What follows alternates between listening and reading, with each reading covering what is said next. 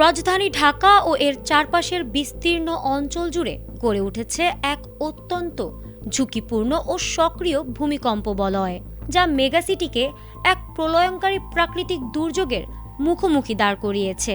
বুয়েট ও ঢাকা বিশ্ববিদ্যালয়ের ভূতত্ত্ববিদদের মতে বাংলাদেশ মূলত ইন্ডিয়ান, ইউরেশিয়ান ও বার্মিজ টেকটনিক প্লেটের সংযোগস্থলে অবস্থিত। দীর্ঘদিন ধরে এই প্লেটগুলোর সীমানায় ভূগর্ভস্থ বিপুল শক্তি জমা হয়ে আছে। ঢাকার মাত্র ৬০ কিলোমিটার দূরের মধুপুর ফল্ট এবং উত্তর সীমান্তের ডাউকি ফল্ট লাইনে যে কোনো সময় ৭ থেকে ৮ মাত্রার প্রলয়ঙ্কারী ভূমিকম্প আঘাত হানার তীব্র আশঙ্কা তৈরি হয়েছে। সাম্প্রতিক সময়ে ঢাকার খুব কাছাকাছি উপকেন্দ্র থাকা বেশ কয়েকটি মাঝারি মাত্রার ভূকম্পন বিশেষজ্ঞদের এই আশঙ্কাকে আরও বাড়িয়ে দিয়েছে। বিশেষ করে নারায়ণগঞ্জের রূপগঞ্জ ও নরসিংদীর মাধবদীতে ভূপৃষ্ঠের মাত্র ১০ কিলোমিটার গভীরে হওয়া কম্পনগুলো স্পষ্ট সংকেত দিচ্ছে যে ভূগর্ভের ফল্ট লাইনগুলো এখন অত্যন্ত সক্রিয়। বাড্ডা, কালিয়াকৈর, পলাশ ও শিবপুরের মতো ঢাকার সন্নিহিত এলাকাগুলো ঘুরে ফিরে বারবার কেঁপে উঠছে, যা বড় কোনো মহাদুর্যোগের আগাম পূর্বাভাস দিচ্ছে বলে মনে করছেন ভূবিজ্ঞানীরা।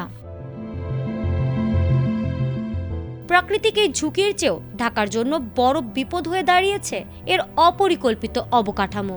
সাম্প্রতিক এক যৌথ গবেষণা অনুযায়ী ঢাকার প্রায় ৫৬% ভবনই মারাত্মক ঝুঁকিপূর্ণ হিসেবে চিহ্নিত হয়েছে।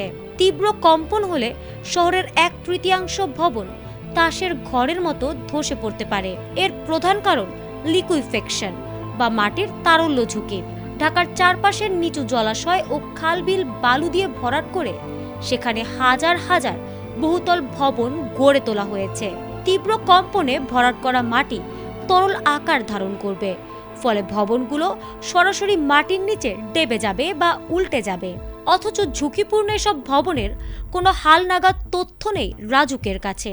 পুরান ঢাকার মতো ঘিঞ্জি এলাকায় উদ্ধার কাজের কোনো পথই খোলা নেই। পরিস্থিতি মোকাবেলায় সরকারের দুর্যোগ ব্যবস্থাপনা ও ত্রাণ মন্ত্রণালয় একটি মেগা প্ল্যান হাতে নিয়েছে।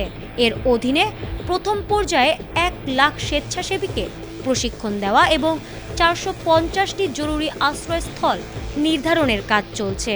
তবে বিশেষজ্ঞরা বলছেন, কেবল উদ্ধার প্রস্তুতি যথেষ্ট নয়। দুর্যোগের ক্ষয়ক্ষতি ও প্রাণহানি নিয়ন্ত্রণে রাখতে হলে বাংলাদেশ ন্যাশনাল বিল্ডিং কোড কঠোরভাবে বাস্তবায়ন করা এবং ঝুঁকিপূর্ণ ভবনগুলো দ্রুত চিহ্নিত করে সংস্কার করা এখন সময়ের দাবি। ফারহানা হক, ATN বাংলা।